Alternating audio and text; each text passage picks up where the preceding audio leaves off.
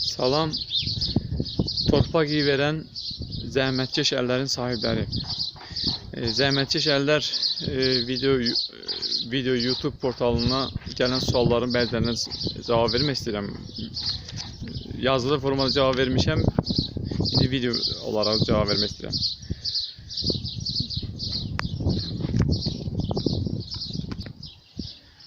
Videoda sual verilir ki,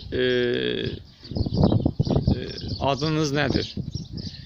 Videonu mən çəkmişəm, Nasir Hüseyn. Amma videoda sizə o dəyərli izahları verən atam Naib Hüseynovdur. Digər sualları atama deyəcəyim, atam deyəcək olar sizə. Böyle bir keçid alırıq atamın işlədiyi bağ sahəsinə.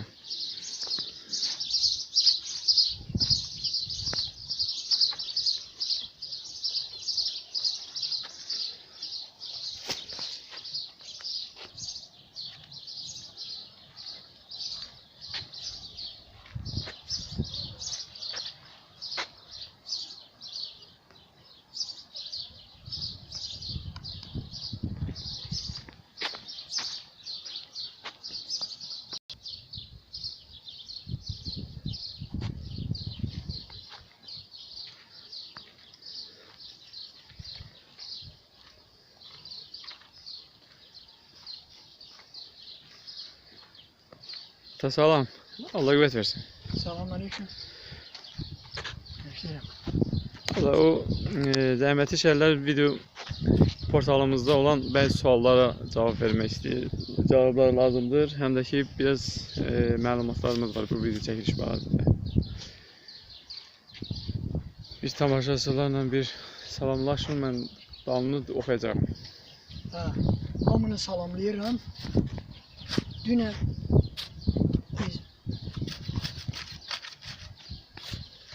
Soğulcanlar hakkında, yolumuz hakkında video çektik. İnşallah arkasında çekeceğiz. Sonralarını da çekeceğiz. Şimdi ne suallar verirlerse ben hazır olarım suallara. Suallar çoxdur, amma əsas suallar var. 1-2-3 dənə suallar var. Qalanların hamısına yazılı cavab vermişəm. Sen bağışla, ben işleye danışaram. Anar adlı izləyicimiz deyir ki, bağda hansı bitkilər var? Mən onu belə göstərdim. Amma siz bir məlumat verin onun haqqında. Bitkiler bak, soğandır, keşnikdir, o tarafta kartofdur, şüydür, cəfəridir, sonra lobyadır, özü atlı lobya deyirlər ona, qamışları bastırmıyor mu? Lobya iki cür olur. Bir var piyada lobya, onu dırmaşdırmırlar ağaca. Biri de var bu atlı lobyadır. Ondan o yana da dağ keşnişidir. Sonra da çoğunu böyle ekmişlik tadı çıkır. Olan məhsullar bunlar. Zaur Rəcəbov adlı bir izləyicimiz var. Yazıb ki, göyərti toxumunu hardan almaq olar? Göyərti toxumunu mən bir dəfə də deyəsən demişəm. Onu mən elə bilmərəm, hər hansı deyim ki, filan yerdə alsın. Çünki qalan satıcıların hüquqlarını pozmuş oluram. Göyərtini, ancaq bunu məsələn mən alıram Sumqayıtdan. Adam var ki, tanıyıram onu, o mənə zəng eləyir. Mən gedirəm, bilirəm ki, bu toxumlar təmizdir. Əvvəlcə də qabaqki video uşaqlarda demişdim ki, soğan toxumunu mütləq bir illik almaq lazımdır. Deməli, bir il vaxtı keçibsə almaq olmaz. Çünki o 70% bitiş qabiliyyətini itirir. Ondan sonra şu toxumunu köhnə toxumda almaq olar. Belə də mən nə deyə bilərəm? Mən desəm ki, filan yerdə alın, deməli, qalan satıcıların hüquqlarını pozmuş oluram. Mərdan Hüseynov deyib ki, adınız nədir? Düzdür, mən məlumat verdim. Sizə hamınız Nasir dayı deyilən müraciət edirlər. Nasir bizim internet nikimiz, mənim nikim adıdır. Bəli, öz adınızı bir də deyin. Mənim adım Naib Hüseynov, Hüseynov Naib. Mənim adım Naibdir. 68 yaşım var. Bu kompüterdə ümumiyyətlə mənim başım çıxmır. Ona görə də mənim oğlum Nasir çəkir bunları. Bir də sual verib ki, Hər həftə veriliş çəkə bilərsinizmi? Yəni onu siz özünüz deyin. Həm saat üz vermir, həm Var. nə bilim iş, Vaxt. vaxt olanda. Mənim Amma özümün də vaxtım var. Çalışıram ki, suallara cavab verim. Çalışıram, məmnuniyyətlə. Çünki mən dedim, yaş ötür, ona zamana dəyişilir. Mən xoşbaxt olaram ki, mənim verdiyim məsləhətlərdən heç olmasa 5 nəfər, 10 nəfər çörək qazana bilsin, xoş əhval ruhiyyəsi artsın. O mənada məmnuniyyətlə cavab verə bilərəm. Amma həm hər gün, hər həftə mən deyə bilmərəm. Yaxşı. Çünki o mənim əlimdə deyil. Bayaq dedim, bu kompüter işi mənim işim olmadığı üçün. Dünən çəkiliş çəkmişik, onu internetə yerləşdirməmişik, onu da yerləşdirəcəyik. Onun haqqında bir məlumat vermək istəyirmişik. Deməli 2018-ci ilin may ayının 15-idir. Biz o videonu çəkdik. May ayının 14-ündə çəkdik. İnşallah soğulcanlar haqqında, biomus haqqında məlumat verəcəyik. İndi mənim bir tanışım mənə sual verdi. Adətən qış, deməli qış çıxanda, yazın əvvəlində, bir də payız aylarında. Bir də görürsən ki, bu ləklərdir, hə? Bu ləklərin bu mərzlərdir. Bu mərzlər. Bir də görürsən ki, bu mərzlərdə xırda deşiklər əmələ gəlir. O deşiklərin də ətrafında elə bil ki, ələnmiş belə torpaq təpəcikləri var. Bunu və yaxud bərk yolda bir də görürsən ki, xırda indi bağ həvəskarları öz bağlarında bunu təcrübədən keçirə bilərlər. Görürlər ki, xırda deşiklər əmələ gəlir. O deşiklərin ətrafında da belə xırda, elə bil ələnmiş torpaq topacıqları var. Bunlar soğulcanlar bunu əmələ gətirir. Soğulcanların deyim ki, 100-ə yaxın növü var. 100-ə yaxın. Məsələn, Avstraliyada elə soğulcan var, 3 metrəyə yaxın uzunluğu var. Soğulcan var, peyin soğulcanı, var torpaq soğulcanı, var suda yaşayan soğulcan var, ziyan verici soğulcanlar var. Məsələn, quşlarda sinqamon xəstəliyi yaradır, donuzlarda xəstəlik yaradır, qaraciyərində yaradır. Amma soğulcanların ruhu şad olsun mənim biologiya müəllimim Baxşəli Seyfullayev. O bizdə həlqəvi qurdlar haqqında elə bir məhəbbət yaratmışdı ki, hər dəfə deməli sinifin əlaçı uşaqları da normal dərs bilməyən uşaqlar da həlqəvi qurdlar haqqında məlumatı var idi. Çünki o müəllimin sayəsində. Soğulcan həlqəvi qurdlara aiddir. Niyə dedim o deşiklər açılıb? Onun səbəbini deyim, sonra mənim yanına çıxar. Çox şey mənim yanına çıxır. Soğulcanlarda belə xasiyyət var.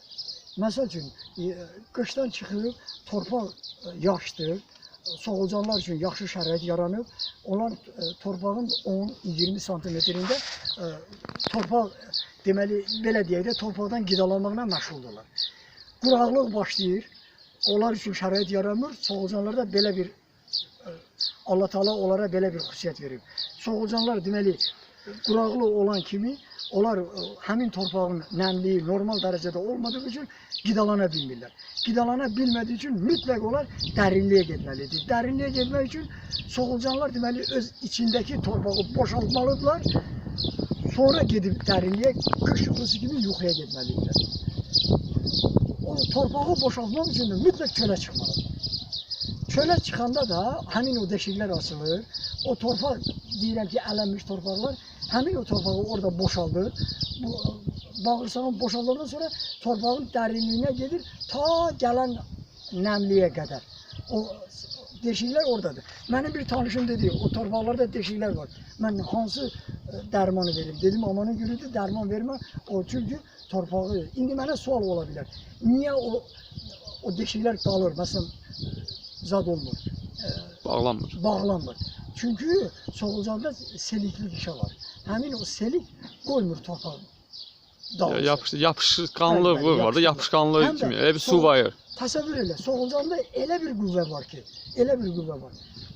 o qaranlıqda yaşayan heyvandır. İşıq olan kimi o gizlənir. Gizləndi, artıq onun yerini bilmək olmur. Deməli, tez də torpağa girir. Məsələn, barmaqla müəyyən qüvvə sərf olunmalısa, onda elə bir qüvvə var ki, başqa məsələn heyvanlar o cür gedə bilmir. Onu da deyim ki, soğulcanların erkeği dişisi yoxdur. erkeği dişisi yoktur. Eyni solucan hem erkekli hem dişi. Bunlara biyologiyada, ümumiyyətlə zoologiyada deyirlər hermofilit heyvanlar. Yani ki hem erkeği hem dişisi özünde olan. Mesela belədir. Solucanlarda bayaq dedim həlqəvi qurdlardır. 97-100'e yakın onlarda həlqə olur. Deməli 7-ci həlqədən 9-cu həlqəyə qədər erkək cinsiyyət üzvü yerləşir. 10-cu həlqədən 13-cü həlqəyə qədər dişi cinsiyyət üzvü yerləşir. Onlar solucanlar deməli cütləşmə vaxtı gələndə, çoxalma vaxtı gələndə onlar bir-birinə sarınırlar. Sarınanda sürtüşmə nəticəsində, selikliklər nəticəsində onlar sarınırlar. Deməli hansı solucan 9-cu həlqəyə qədərdirsə o erkek sayılır. Hansı 13-cü həlqəyə qədərsə o dişi sayılır. Onu da deyim ki, biz yumurta deyək, adətən elmi dildə onlara barama deyirlər. Deməli solucanın yumurtasına barama deyirlər. Barama deməli nətər o? O solucanın içindən gəlmir. O deməli üstdən solucanların deməli sürtüşməsindən əmələ gəlir, o formalaşır, formaya düşür, axırda gəlir torpağa düşür. Onu da deyim ki, mən bu keçən videoda dedim Kaliforniya ştatında qırmızı Kaliforniya solucanı deməli alimlər kəşf eləmişdilər. Bu solucanların yerli solucandan fərqi nədir? Məsələn bu torpaqda indi solucan var. Bunların fərqi nədir? Fərqi odur ki, yerli solucanlar məsələn ildə 5-6 yumurta qoyulur. Barama deməliyəm yumurta. Hər yumurta da 4-5 birdən 5'e kadar bala olur. Her yumurtada. Ama Kaliforniya solucanında 17-18'e ilde 17-18 adede kadar yumurta koyurlar. Her yumurtada da birden 21'e kadar süfre çıkır. Təsəvvür edin. Artım tempi çoxdur da onlara. Artım tempi belədir. Deməli bir solucan normal temperatura, normal şərait yaradılsa onun üçün bir solucan ildə olur 1500 ədəd. Yani bir aile. Yok bir solucan. Yok bir solucan bir aileye kadar çok olabilir. Her solucanın çəkisi normal çəki 1 qramdır.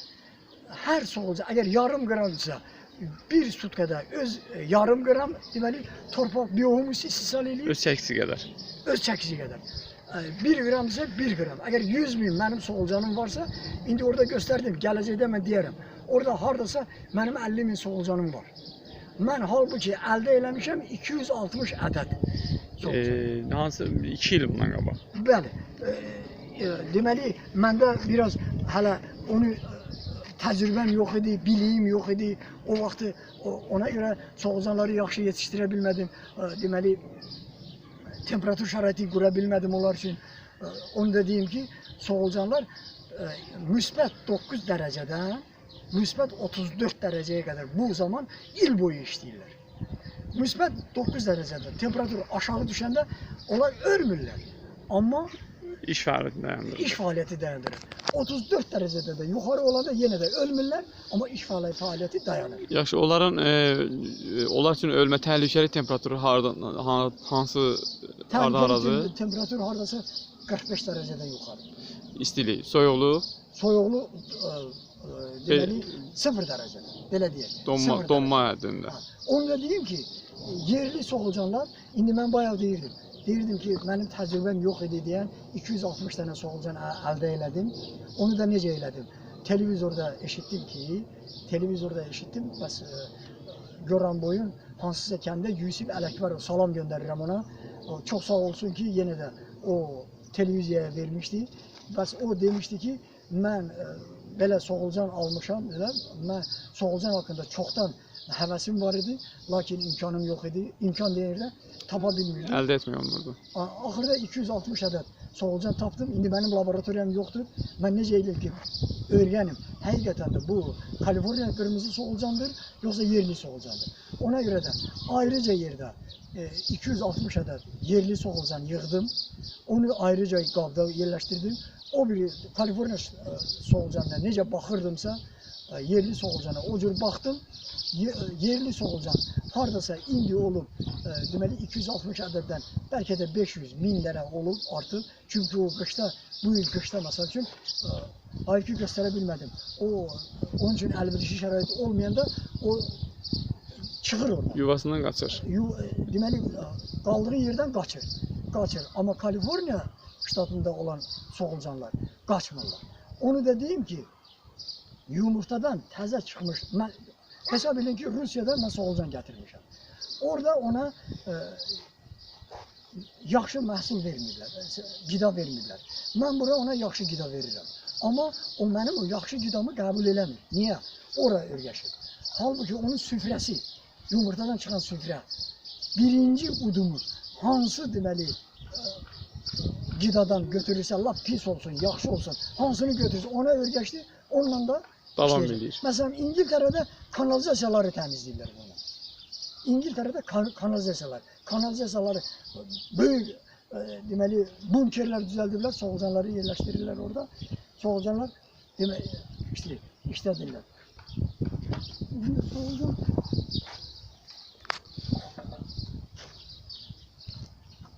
Burada vardı ama. Bəli, bu torpaqda var. Bu torpaq soğulcandır. Onu da deyim ki, gələcəkdə mən sizə deyəcəyəm, nə yeyir soğulcan. Əsasən sevir çayxıltı, sonra peyin, qardon, sonra meyvə qabığı. Əlinizin içində tutun. Bir dəqiqə. Bir şeyə fikir verin, sizə göstərim. Bax, burada görürsünüz, bilmirəm, görünür yoxsa. Əlinizi tərpət etməyin. Şeydə, bir dəqiqə səbr elə. Bax, Günəşə tərəf dönün. bax, bu soğulcanın, yəni bu kəməri görürsünüz. Burada, bax, itdim, mən əl vurdum. Özdə onu da deyim, bax, bu kəməri görürsünüz. Bu çox stresə düşən heyvandır. Mən buna əl vurdum, ola bilsin ki, mən onu torpağa atandan sonra ola bilsin ölsün. Çünki stresi qəbul edir. Baxın, burada kəmər görünür. Bu indi itdi, bax görsən, həmin o kəmər o deməkdir ki, o artıq cütləşməyə hazırlaşır. Bax, kəmər bu da. Bax, kəmər bu da. Soğulcanın baş hissəsidir. Bir də quyruq hissəsi. Həmişə baş hissəsindən hərəkət edir. Baxın, bu baş hissə. Bunu Kaliforniya soğulcanını yerli soğulcandan necə fərqləndirmək olar? Bu həlqələrdə bilən adam bilir, bilməyən naşı adam bilməz. Bu həlqələrdə deməli qan damarları olur, qırmızı qan damarı. Ona görə ona qırmızı Kaliforniya soğulcanı deyirlər. Mənim yanımdan bir şey çıxdı. Deməli mən dedim ki, o qış yuxusuna gedir, torpağın dərinliyinə gedir. 2 il bundan qabaq televizorda mənim doğma vətənim Lerikdə deməli qar yağmışdı, isti olmuşdu, soğulcanlar deməli o torpağın altına hərəkət edirdilər, birdən-birə qar yağdı. Qar yağandan sonra soğulcanlar hamısı qarın üstünə çıxdılar. Televizorda onu verirlər anormal hadisə kimi. Heç kim izahat vermədi ki, niyə onlar qarın üstünə çıxırlar. Məhz onlar deməli gördülər birdən-birə soyuq düşdü. Soyuq düşəndən öncə içini təmizləmək üçün ki, qış yuxusuna getsin, aşağı getsin, çıxdılar, bilmədilər qardır. Çıxdılar qarın üzərinə ki, içini boşaltdılar, düşdülər soyuğa. Ki ona görə dedilər ki, bu anormal hadisə. Belə. Yaxşı, sağollaşın, növbəti. Sağ olun, indi yenə də bir şey qaldı. Bax, indi bizim bağda əsasən keşin çəkmişəm. Biohumusun xeyri nədir, onu demək istəyirdim mən. Keşiş niyə? İndi bundan sonra istilər düşəndə, keşiş əkəndə artıq o keşiş burada bitməyəcək. 3 yarpaq olan kimi yanacaq. Çünki niyə? Səbəbi nədir? Bu torpaq deyil. Hesab elə, bu torpağın maketidir. Çünki ildə 5-6 dəfə əgər o torpaq əkilirsə ildə, bu torpağın maketidir. Bunun içində nə mikro, nə makro elementlər yoxdur. Buna görə qida maddəsi verəsən ki, bu əmələ gəlsin. İndi ikinci dəfə mən orada istidə keşiş əksəm, düzdür, keşişin istinin də təsiri olur. Amma əsasən qida maddələrinin olmamasıdır. Biohumusu da məhz onun üçün istisal eləmək istəyirəm. Əgər ona biohumus versəm, əlbəttə orada yayda da zad olar, keşiş olar. mənim dediklərimi sübutə yetirmək üçün belə eləyək. Kim ki təzə əkir, birinci dəfə bağı əkir, yayda da keçiş əksə olar. Və yaxud bir ləkin, əgər mənim sübut istəyirlərsə, bir ləkin torpağını çıxarsınlar, təzə torpağı ora töksünlər, yayda keçiş əksinlər. Əməli varsa da keçiş olar. Amma bu torpaq ki var, indi mən bunu qarışdırıram, əkmək istəyirəm. Bunda əgər bundan sonra, bu il mayın 15-idir, bundan sonra istilər başlandı, mən bura keçiş əksəm, 3 yarpaq olan kimi yanacaq. Çünki istinin də təsiri olur. Ona baxmayaraq, burada mikroelementlər, makroelementlər yoxdur. Yoxdur. Bu torpağın maketidir. Bu torpaq deyil. Hesab elə onun maketidir. Buna mən nə isə verməliyəm. Kimyəvi maddə verirəmsə xəstəlik yaradır. Neyini? Deməli, əgər imkan varsa, biliyim ona çatırsa, elə qoy biohumus istisal edeyim. İndi mənim gələcəkdə göstərərəm. 50 minə yaxın çatır inşallah. Deməli, 50 min soğulcan gündə 50 kilo biohumus edir. Özdə onu da deyim. Bundan xeyirli saha yoxdur. Bir lafet peyin alıram 60 manat. 3 ton təxminən. Onu soğulcana verəndə hər tondan deməli 700 kilo məhsul alınır. Biohumus alınır. Deməli 2 ton 100 kilo. 3 tondan 2 ton. Elə 2 ton deməli əgər biohumus alıramsa, biohumusun bu saat dükanda var 50 qəpiyə kilosu. Deməli 2 ton elir 1000 manat. 60 manat peyinə verirəm, 1000 manat qazanırım. Deməli, mən əgər 2 ton biohumus alsam, bu torpağa versəm, deməli, mən 1000 manat verməliyəm, buranı təmin eləməliyəm. Ona görə də bu solucanı istəyirəm, artıram. Hələlik, hamının sürfəsini bol görmək istəyirəm, arzu edirəm Azərbaycanda hər kəsin, mən arzu edərdim ki, hər kəs bu işlə məşğul olsun. Sağ olun, gələn görüşlərə dək.